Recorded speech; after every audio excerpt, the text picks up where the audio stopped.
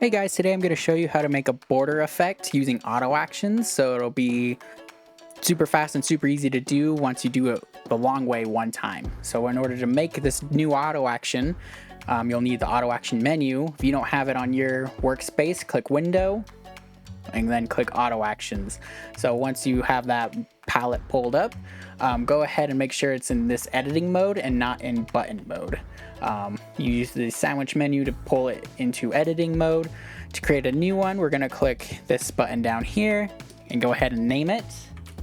So we want this to be a border effect. And then we're going to make sure we have everything we need to make this border effect. So we have our drawing on layer 1, and then we have a layer underneath the layer 1, which is a blank layer.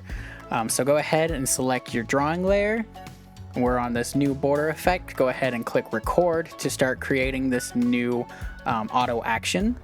So in order to make this border, we're going to go ahead and select this background with the auto selection tool by pressing W or pressing this button here.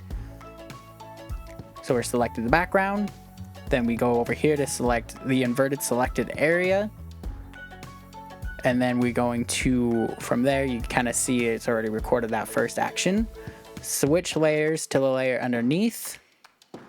Then you're going to go to your color wheel, select the color white, and then we're going to go to edit, outline selection, choose how big you want the border to be. I'm going to leave mine at 50 pixels.